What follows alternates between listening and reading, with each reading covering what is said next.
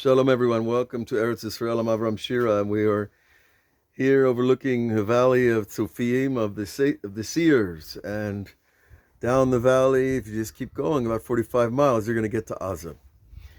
And it's a straight shot, and we've been hearing mostly the action on and off for days now.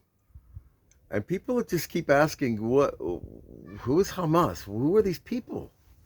Are they just simple Muslims? Do they believe in the tenets of Islam? Where does their hatred come from? Where does their violence, their aggression, their brutality, the cruelty, the inhuman laughter of these people that we've seen on the videos, where do they come from? We have a simple statement in the Ethics of Our Fathers, a great book in the canon of the Mishnah, of the oral Torah of the Jewish people. And it says, Ha'oseh mitzvah oseh lo malach tov. A person who does a mitzvah, a good deed, creates a good angel. And of course, someone who does the opposite, he creates a bad angel. Oh, there's that word angel. Well, it's an interesting word, the word angel. Malach means sailor. Now, why sailor? What's the connection between sailors and angels?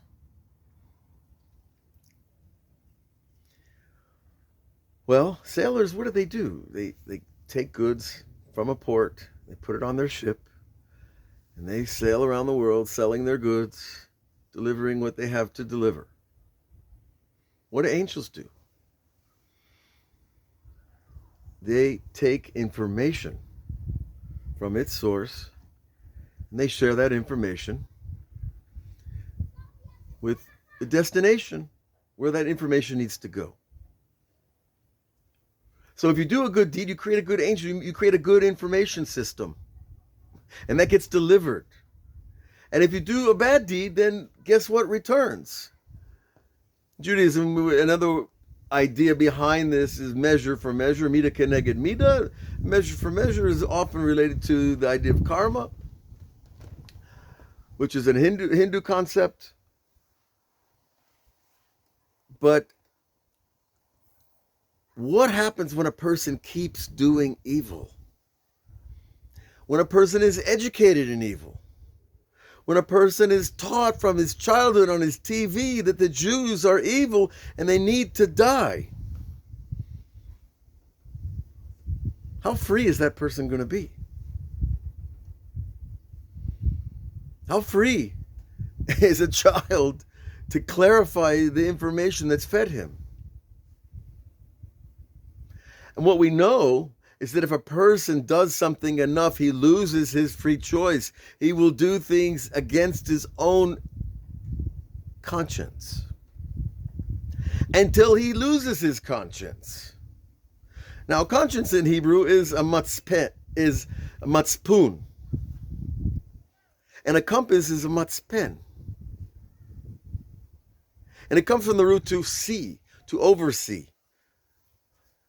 Tzafon, tzafui, litzapot. All these concept words have to do with seeing. What is a matzpen? It's a compass, and it's in your heart, and it's called your conscience. And if we do enough bad things, then we put our conscience to sleep. And it's not a pretty thing. That conscience is a piece of divine software that enables us to choose. So when people ask, who are those Hamasnikim? Who are these people doing these deeds? They're people who have no free choice. They've lost all free choice a long time ago because they are conditioned and with lust of blood and desire to kill. In Hollywood context, they'd be called demons. They're possessed. They're possessed. But we don't like the word possession, and we don't like the word, exorcism, and it's just all way too old-fashioned for the modern ear to receive. But we can understand a person who drinks too much, he's going to drink when he doesn't want to. And a person who gambles too much, he's going to gamble when he doesn't want to.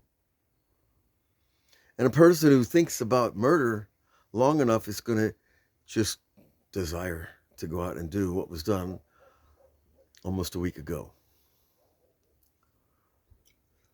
Empty shells inhabited by evil information, evil desire to activate that information, and false theology to make them believe things that no human being on this planet would ever believe that you could attribute to God. Murder, rape, butchery, and all the other things that we've seen. Now, is this to arouse pity for these people? Not at all. We're commanded to remove evil from this world. The Jewish people are commanded directly in the Torah, in many different places, in many different forms, for many different actions.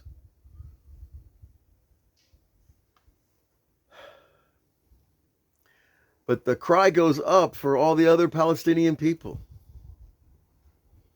Who are they? They're the ones who voted. But do you think the elections in Hamas controlled Gaza were real elections? I've known Arabs. I've worked with them. I've done business with them. They tell me, if you don't buy the party line, they show up in the middle of the night. And they don't knock nicely at the door. There's no democracy there. There's the same type of fascism we've seen throughout human history.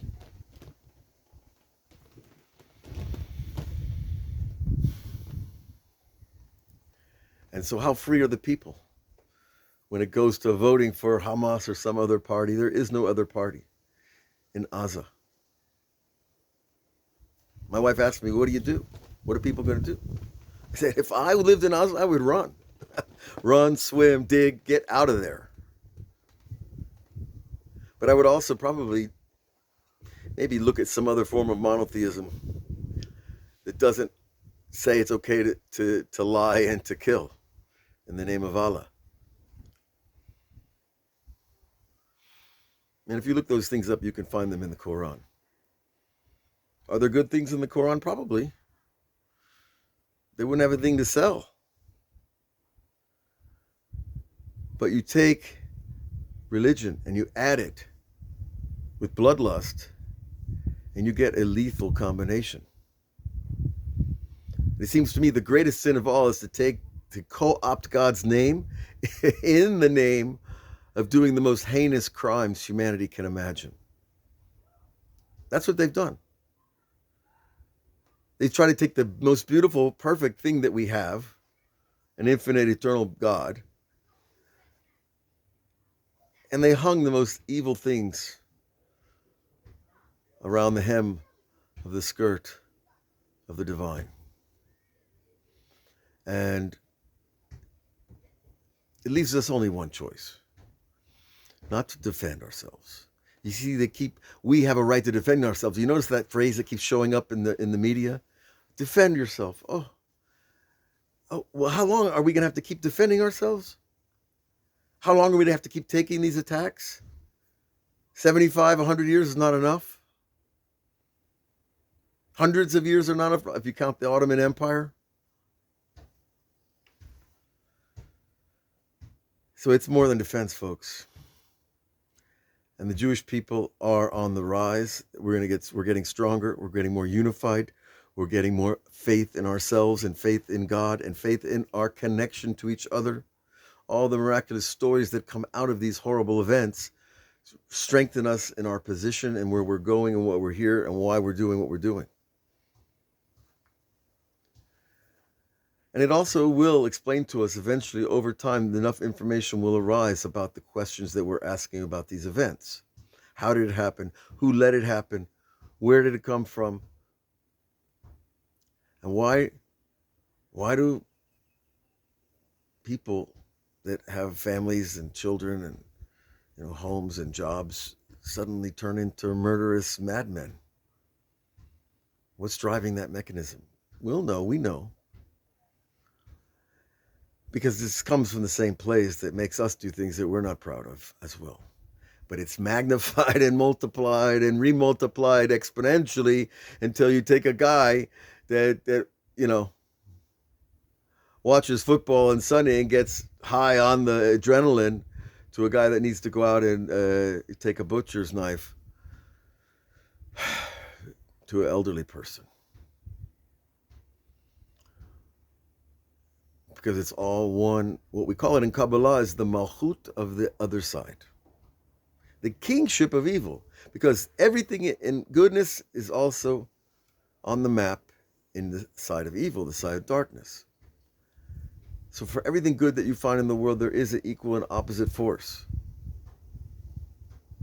And that equal and opposite force of the greatness of the Jewish people and their self-sacrifice to the Torah and to God and to the human race, to their own children, the opposite is found in Hamas, because they're self-sacrificing for murder and for all the other evil things that they do right in front of the world without even blinking an eye, laughing. That only proves the perfectness of structure of the way God created reality. That there has to be a balance between good and evil for man to have free choice. And every man is being asked to choose. The next days and weeks and months, every person on the planet will choose. And I think they're choosing wisely already. That they understand that this event and the promulgation of those evil videos is actually going to lift up the Jewish people by dropping our enemies into the sea and into the evil places that they deserve to go. We're not in a hurry for vengeance because we trust in perfect justice. And perfect justice takes time to unfold. So we've learned patience over 4,000 years. And our father Abraham had to deal with these people like them, occultists, people that practice necromancy, talking to the dead. They practiced, Hashvat Shedim, which is, attaching themselves to demons. All the occult practices that are in the books, they didn't come out of, Hollywood. Hollywood just had some writers that knew how to read other books. Avraham Avinu was fighting these people. The Hittites were down here. The Hittites were a snake cult. They worship snakes, and you know what? They still have little branches in in Damascus. The president of Syria, his father, when he was anointed, I don't know if that's the right word, they had snake dancers at his ceremony. Where'd that come from? They go to the zoo too much? I don't think so. Because these traditions are old and they're embedded in the human psyche. Snakes have power. They're fascinating to watch. People watch them on nature shows all day. Do you bow down to them? Do you worship them? Do you call on their energy? Do you eat them? Do you drink their blood? Some people do. And this kind of thing is, unfortunately, I believe, behind a lot of what we're seeing. This activity. It's not by the average common guy, but the people at the top who need the power. Where do they get this power? From Iranian money? From hatred of America and Jews? Money and hatred don't lead people to that level of evil. We didn't see this kind of evil in Germany in World War II. And it has to come out so people that know it's there. And to know who the real enemy of the Jews is. And anybody who chooses that side is in for a very brutal mistake. An awakening that will change the entire human race for the good. Because this war is prophesied 3,000 years ago, and the results are also in the books about the good things to come for the Jewish people and the people that follow them, the people that are attached to them. So instead of watching the news, we need to open up the books a little bit and see what the prophet said and see what the commentators say and the commentators on the commentators. We might discover that we find ourselves very close to the promised time where humanity gets its true transformation, its true elevation from this animal soul that we've all had to deal with at some time or another. So I want to wish you all a wonderful Shabbat, a Shabbat without the media, a Shabbat with only good things, a Shabbat with meditation, prayer, letting go, forgiveness, all the divine qualities that I don't think they're happening out there too much in Gaza. So we'll look for you next week on all the outlets. Check us out on Patreon, on YouTube, Facebook. Friend me, write me at avrahamshira.com. If you have a question, you have a comment, if you have something negative to say, well, I can deal with it. God bless you all. Have a good weekend.